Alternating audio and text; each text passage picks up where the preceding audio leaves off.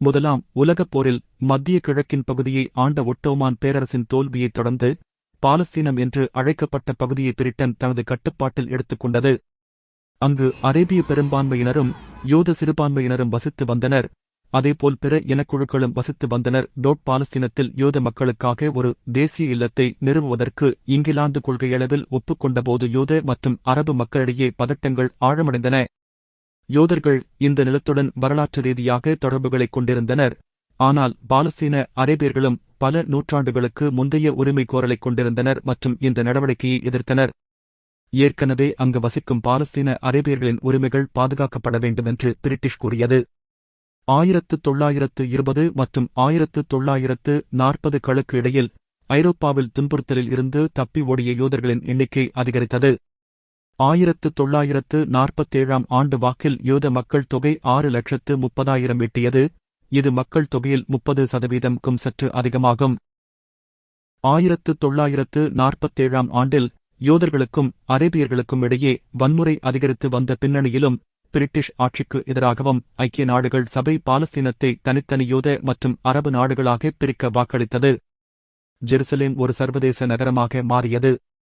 எந்த அரபு நாடுகளும் இதை ஆதரிக்கவில்லை. யூதர்களின் மக்கள் தொகை குறைவாக இருந்தபோதிலும் இந்த திட்டம் அவர்களுக்கு அதிக நிலத்தை வழங்கியதாக அவர்கள் வாதிட்டனர். பிரிட்டன் வாக்களிப்பை தவிர்த்துக் கொண்டது. 1948 மே 14ஆம் தேதி இறுதியில் வாக்களிப்பிலிருந்து விலகி இந்த பிரச்சினையை ஐநாவிடம் ஒப்படைக்க முடிவு செய்தது. பிரிட்டிஷ் ஆட்சி முடிவடைவதற்கு சில மணி நேரங்களுக்கு முன்பு பாலஸ்தீனத்தில் இருந்த யூதத் தலைவர்கள் இஸ்ரேல் என்று அழைக்கப்படும் ஒரு சுதந்திர நாடாக அறிவித்தனர். அடுத்த ஆண்டு இஸ்ரேல் ஐநாவால் அங்கீகரிக்கப்பட்டது. இஸ்ரேல் சுதந்திரம் அறிவித்த மறுநாளே அது 5 அரபு நாடுகளின் படைகளால் தாக்கப்பட்டு சுற்றி வளைக்கப்பட்டது. இந்த மோதல் இஸ்ரேலில் அதன் சுதந்திரப் போர் என்று அறியப்பட்டது. 1949ஆம் ஆண்டு போர் நிறுத்தத்துடன் சண்டை முடிவடைந்த நேரத்தில் இஸ்ரேல் பெரும்பாலான பிரதேசங்களை கட்டுப்படுத்தியது. ஜோர்டான் மேற்கு கரை மற்றும் கிழக்கு ஜெருசலேமை ஆக்கிரமித்தன. இஸ்ரேல் மேற்கு ஜெருசலேமை ஆக்கிரமித்தன. சுமார் 7,50,000 பாலஸ்தீனியர்கள் இஸ்ரேலாக மாறிய நிலத்திலிருந்து வெளியேற்றப்பட்டனர். இறுதியில் அகதிகளாக மாறினர். அதைத் தொடர்ந்து வந்த ஆண்டுகளில் மத்திய கிழக்கு மற்றும் வட ஆப்பிரிக்கா முழுவதும் முஸ்லிம் பெரும்பான்மை நாடுகளிலிருந்து லட்சக்கணக்கான யூதர்கள் வெளியேறினர் மற்றும் வெளியேற்றப்பட்டனர். அவர்களில் பலர் இஸ்ரேல் சென்றனர். 1967 மத்திய கிழக்கு போர். இந்த போரில் இஸ்ரேல், எகிப்து, சிரியா மற்றும் ஜோர்டானுடன் போரிட்டது. எகிப்து மற்றும் சிரியாவின் தாக்குதலுக்கு பயந்து இஸ்ரேல் எகிப்தின் விமானப்படை மீது தாக்குதல் நடத்தியபோது இது தொடங்கியது. சண்டை முடிவதற்குள் இஸ்ரேல் சினாய் தீபகற்பம் மற்றும் காசாவை எகிப்திடமிருந்தும், கோலன் ஹைட்ஸின் பெரும்பகுதியை சிரியாவிடமிருந்தும், கிழக்கு ஜெருசலேம் மற்றும் மேற்கு கரையை ஜோர்டானிடமிருந்தும் கைப்பற்றியிருந்தது. மேற்கு கரை, காசா மற்றும் கிழக்கு ஜெருசலேமில் சுமார் 1 மில்லியன் பாலஸ்தீனியர்கள் இஸ்ரேலின் கட்டுப்பாட்டின் கீழ் வந்தனர். இந்த பகுதிகளை இஸ்ரேல் ஆக்கிரமித்திருப்பது இன்று வரை நீடித்து வருகிறது. 1979ஆம் ஆண்டு இஸ்ரேல் எகிப்துடன் ஒரு சமாதான ஒப்பந்தத்தில் கையெழுத்திட்டு சினாய் நதியை திருப்பிக் கொடுத்தது. இது கிழக்கு ஜெருசலேம் மற்றும் கோலன் ஹைட்ஸ் ஆகியவற்றை இஸ்ரேலுடன் இணைத்து அதன் ஒரு பகுதியாக மாற்றியது. இருப்பினும் இது பெரும்பாலான சர்வதேச சமூகத்தால் அங்கீகரிக்கப்படவில்லை. இஸ்ரேலுக்கும் ஜோர்டான் நதிக்கும் இடையிலான மேற்கு கரைப்பகுதி சுமார் 3 மில்லியன் பாலஸ்தீனியர்களைக் கொண்டதாக மதிப்பிடப்பட்டுள்ளது. கிழக்கு ஜெருசலேம் மற்றும் காசாவுடன் இது ஆக்கிரமிக்கப்பட்ட பாலஸ்தீன பிரதேசங்கள் என்று பரவலாக அறியப்படும் ஒரு பகுதியாகும்.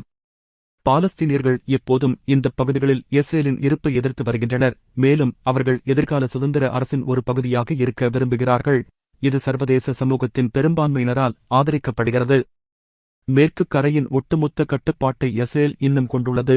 ஆனால் 1990களில் இருந்து பாலஸ்தீன அரசாங்கம் பாலஸ்தீன ஆணையம் என்று அழைக்கப்படுகிறது. மேற்கு கரையிலும் கிழக்கு ஜெருசலேமிலும் சுமார் 150 இஸ்ரேலிய குடியிருப்புகள் உள்ளன. அவற்றில் சுமார் 7 லட்சம் யூதர்கள் வசிக்கின்றனர். பாலஸ்தீனியர்கள் அனைத்து இஸ்ரேலிய குடியேற்றங்களும் அகற்றப்பட வேண்டுமென்று விரும்புகிறார்கள். மேலும் அவை சர்வதேச சட்டத்தின் கீழ் சட்டவிரோதமாக கருதப்படுகின்றன. இருப்பினும் இஸ்ரேல் அரசாங்கம் இதை மறுக்கிறது. குறைந்தபட்சம் மிகப்பெரிய குடியேற்றங்கள் நிரந்தரமானவை என்றும் அனைத்து குடியேற்றங்களும் அதன் வரலாற்று உரிமைகளில் வேரூன்றியுள்ளன என்றும் அது கூறுகிறது.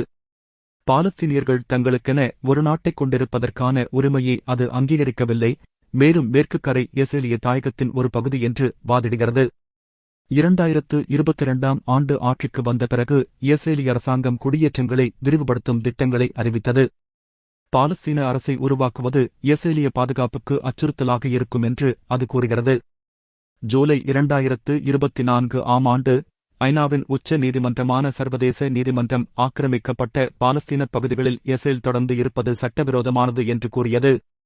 இஸ்ரேல் அனைத்து குடியேறிகளையும் திரும்பப் பெற வேண்டுமென்றும் அது இனவெறி மற்றும் நிறவெறி தொடர்பான சர்வதேச ஒப்பந்தங்களை மீறுவதாகும் என்றும் கூறியது. ஐநா மற்றும் பெரும்பாலான சர்வதேச கருத்துக்கள் கிழக்கு ஜெருசலேமை இஸ்ரேலால் ஆக்கிரமிக்கப்பட்ட பாலஸ்தீன நிலமாகவே கருதுகின்றன.